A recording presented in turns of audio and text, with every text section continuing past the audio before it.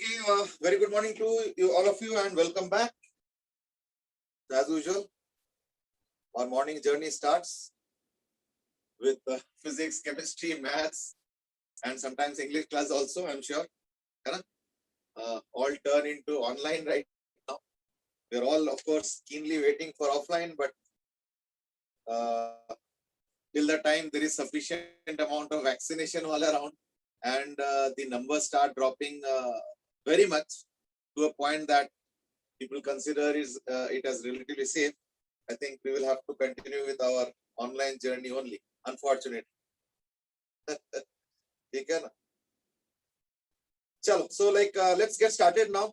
Good morning messages from Priyank, Aditya, Arav, Hardik. Priyank in his Indian style. Namaste. Okay.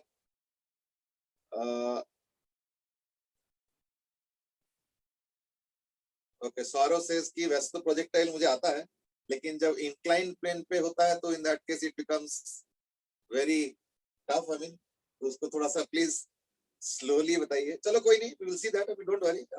जहां doubt है वहां पूछ लिया करो, ठीक है ना भाई.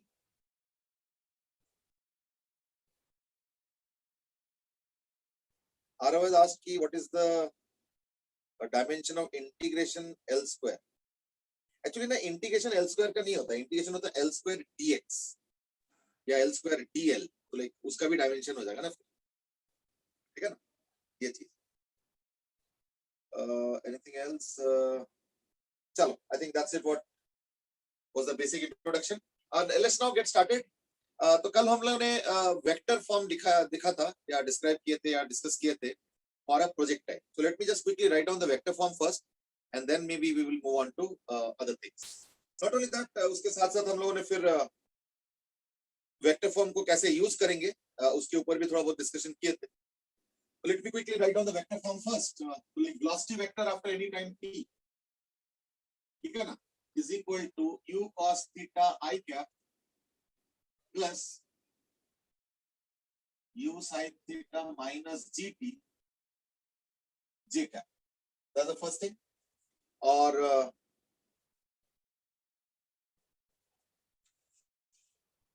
डिस्प्लेसमेंट आफ्टर टाइम t का इक्वेशन था u cos theta into t I cap plus u sin theta into t minus half gt square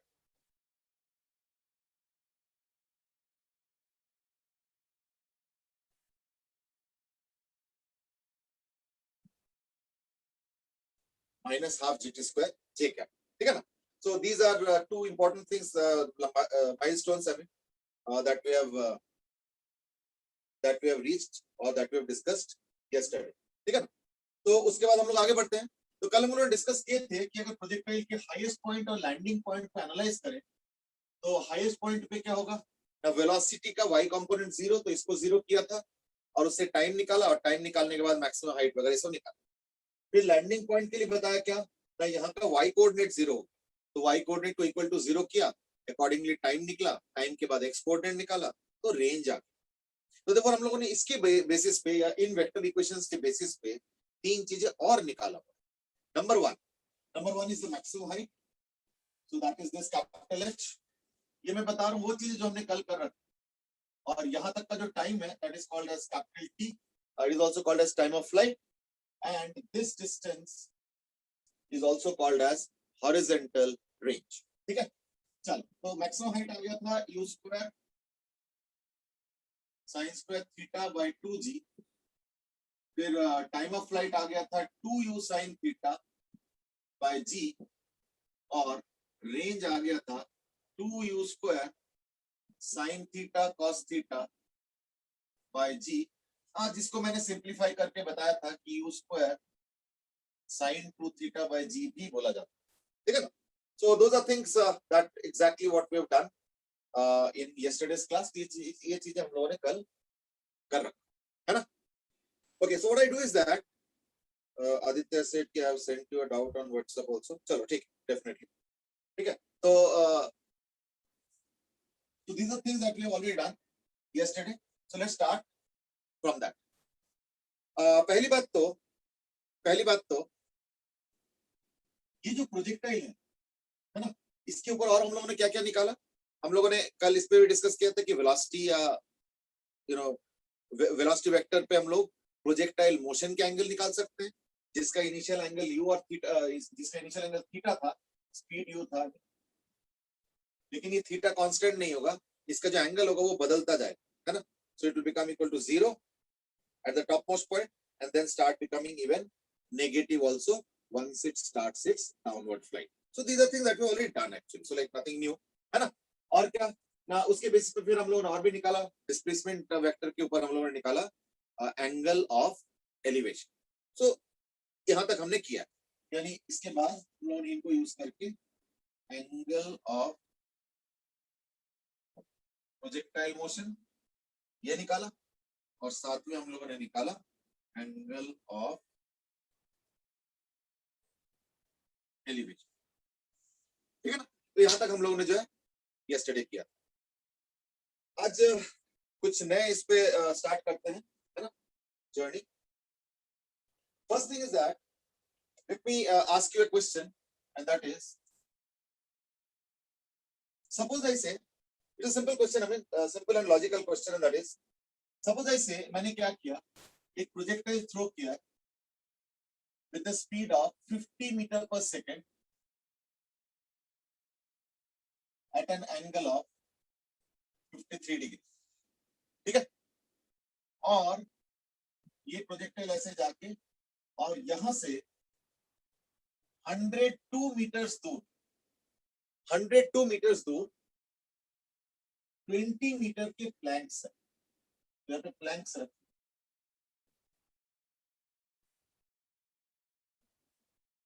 ये सारे 20 मीटर्स ऐसे करके बड़े सारे रख, ठीक है। So question is which plank is hit? Simple question है, to start off with, warm up kind of a question. Which plank is hit? कौन सा प्लैंक पे ये प्रोजेक्टाइल हिट होंगे यानी लैंड करेंगे? Go ahead.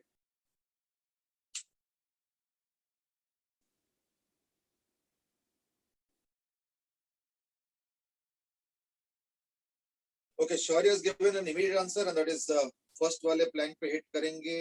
Okay. No, but how did you get the answer so fast?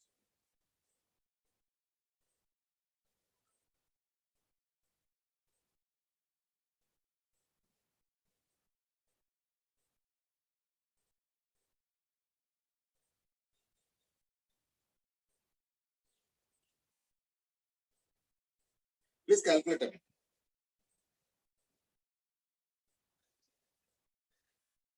Please let us. Okay. Saurav says कि वो 37 और 53 वाला एंगल बार बार भूल जाता हूँ। एक्चुअली ना भूलने का कोई ज्यादा स्कोप नहीं है, पता है क्यों? क्योंकि तुमको इतना याद रखना है कि उसका रेशियो 345 होता है। अब 345 तो आसान है, तो ऑब्वियसली 5 फिर हाइपोटेन्यूज ही होगा, और तो कोई चांस ही नहीं है ना। अच्छा, और इसमें देखो एक छोटा एंगल है एक बड़ा एंगल, तो ये हो गया 37 डिग्री और ये 53 डिग्री, ठीक है ना। और ऑब्वियसली बड़े एंगल के ऑपोजिट बड़े साइड होंगे, छोटे एंगल के ऑपोजिट छोटे साइड होंगे, तो देयरफॉर 37 डिग्री के ऑपोजिट 3, 53 डिग्री के ऑपोजिट 4 और 90 डिग्री ऑपोजिट 5। तो therefore it's very logical to remember कि इनके सीक्वेंस कैसे हो। So I don't think there should be a major thing. Okay, I am started getting answers. कुछ लोगों ने दिया फर्स्ट प्लैंक, ओके, कुछ लोगों ने दिया 6th प्लैंक, आरव 6, शिखर 7, Pratham 7, Saurabh 6, Aditya 6th plank, Devaditya 5th plank, Priyank 3rd plank, Pratham 7th, Aarav 7, Priyank 3rd, अनुभव 2nd, शौर्य 1st, शिखर 7, रूहानी 7, रोज 7, सौरभ मिश्रा 7। अब तो लगभग सबके 7th ही आ रहे हैं मोस्टली, ठीक है ना। मोस्टली जो है 6.9 आया था, तो उसको 7 कैसे ले सकते हैं? 9 आ रहा था। 6.9 आ रहा था. सिर्फ 6.9 आ रहा था. 6.9 आ रहा है, इसलिए हमने इसको 7 कर दिया. 6 नहीं होगा. सर 6 ही तो होगा, लास्ट में होगा ना 6 के. Yes sir. चलो ठीक है, देखता हूँ. देखो इसमें क्या है कि पहले तो रेंज निकालेंगे. I think that was the obvious part. तो रेंज कितना हो गया? 2 u square sin theta cos theta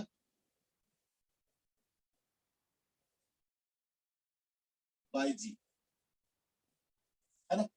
तो एक 5 यहाँ कैंसिल हो गया, एक 5 का ये 10 आ गया. तो 4 is 12, 2 is 24 into 10, यानी 240 मीटर्स. ठीक है, ओके. तो 240 में से ऑब्वियसली 102 माइनस करेंगे, है ना. तो देयरफॉर 240 माइनस 102 को अगर मैं 20 से डिवाइड करता हूँ तो कितना आता है? 138. ठीक है, एक बार देख लो अच्छे से. यानी कितना आ गया? 138 by 20. Please have a look.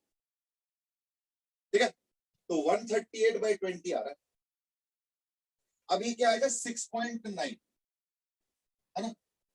अच्छा, अभी देखो आंसर्स ज्यादातर 7th आए हैं. प्रियांक, अदिति, कृतिका, ओके, कृतिका, वैष्णवी, शिखर, रूहानी, रोज, सौरभ, मान्या, इनके तो सबके 7th आ रहा है. Vaishnavi had earlier given sir 6. मेरा 6. हाँ बेटे. सर प्रियांक मेरा 6 है. सर आदित्य का भी 6 है. हाँ नहीं, लेकिन क्या ना, लास्ट में 7th ही दिए सब लोगों ने. ठीक है ना. जैसे अभी अभी अनुभव ने भी दिए हैं, that is also 7. Okay, look at the number. This is 6.9. Now what do you get from this? है ना. तो एक काम करते हैं, इसको इंटरप्रेट किया जाए इस तरीके से कि अगर मान लो 103 मीटर होता तो हम क्या करते? 102 माइनस करते तो 1 आता, और 1/20 तो यानी कुछ पॉइंट में आता, 0.05 या कुछ ऐसा. अगर मैं यही चीज करता 20 से डिवाइड करके इंस्टेड ऑफ 240, लेटेस्ट से अगर 103 होता तो क्या होता? 103 माइनस 102 बाय 20, है ना. यानी 1/20, 1/20 कितना है ना? 0.05 है, यानी 0.05. ओके, अब इसका मतलब क्या? फर्स्ट प्लैंक हुआ या नहीं? भाई फर्स्ट प्लैंक को हिट तो करेंगे ना. क्यों? ये 102 मीटर पार करते ही पहला वाला प्लैंक आ जाता. ओके, अच्छा अब एक काम करो, सपोज इसको कर दो 123, तो क्या हो जाएगा? 123. लेट्स से अगर 100, चलो इसको नहीं छेड़ते, तो 123 माइनस 102 बाई 20 यानी आता 1 पॉइंट समथिंग. अब देखो 123 का मतलब क्या हुआ कि 103 यहाँ पे कहीं पे है. 20 मीटर आगे तो वो तो अगले वाले प्लैंक पे चले जाएंगे. यानी हमें क्या करना पड़ेगा? हमें राउंड ऑफ नहीं करना है. ध्यान, जैसे अगर 1.1 को राउंड ऑफ करो तो 1 लिखते हैं हम, और 1.9 को राउंड ऑफ करके हम 2 लिखते हैं. यहाँ पे ऐसे नहीं होगा. यहाँ पे क्या होगा? 1 पॉइंट कुछ हुआ तो सेकंड आएगा, चाहे वो 1.1 हो, चाहे 1.2 हो, चाहे 1.7 हो, चाहे 1.9 हो, चाहे कुछ भी. फिर अगर 2 पॉइंट समथिंग कुछ हुआ, 2.1 हो चाहे 2.9 हो, हम सीधे उसका आंसर क्या लिखेंगे? 3 लिखेंगे. I hope you are getting the point. अच्छा, अब इसमें एक कैच है. हो सकता है तुम बोलोगे अगर 3 आ जाए तो क्या करेंगे? आ सकता है. जैसे अगर मान लो 122 होता तो क्या करोगे? 122 अगर होगा तो 122 माइनस दिस, यानी अब तो एग्जैक्टली 1 आ गया. अब इसको कैसे इंटरप्रेट करोगे? तो ये एक्चुअली इंटरप्रेट करने लायक नहीं है. क्यों? ये बिल्कुल एज पे है. अब एज का क्या इंटरप्रिटेशन होता है? एज पे कैसे? नहीं देखो, ये यहाँ पे गिर रहा है बिल्कुल बॉर्डर. कौन सा बॉर्डर? ना ये वाला 20 मीटर और ये वाला 20 मीटर के बिल्कुल बीच में, यानी बिल्कुल जहां पे दोनों प्लैंक्स के ज्वाइनिंग हो रहा है, या एक प्लैंक जहां खत्म हो रहा है और दूसरा प्लैंक जहां शुरू हो रहा है. तो देयरफॉर इसको इस तरह से समझो कि अगर प्रॉपर इंटीजर आंसर आ रहा है, that means it is hitting the point where the 2 planks are joined. आगे समझ में? और अगर नहीं आ रहा है तो इन दैट केस क्या होगा? Next number. तो अगर 7.1 आता है तो भी हम 8th प्लैंक बोलेंगे, और अगर 7.9 आता है तो भी हम 8th ही प्लैंक बोलेंगे. That is the interpretation. ऐसे नहीं कि 7.1 है तो नियर टू 7 है तो 7 बोल दिया, और 7.9 है वो तो नियर टू 8 है तो 8 बोल दिया. ऐसे नहीं. ठीक है. So taking that into consideration, because it is 6.9, so therefore the correct answer will be 7. ये देखो. ठीक है. So in this question, the correct answer will become what? Now 7th blank. तो ज्यादातर लोगों ने वैसे तो 7th ही दिए हैं, ऐसे कोई दिक्कत नहीं है. It is just that few have given 6 हमें, है ना.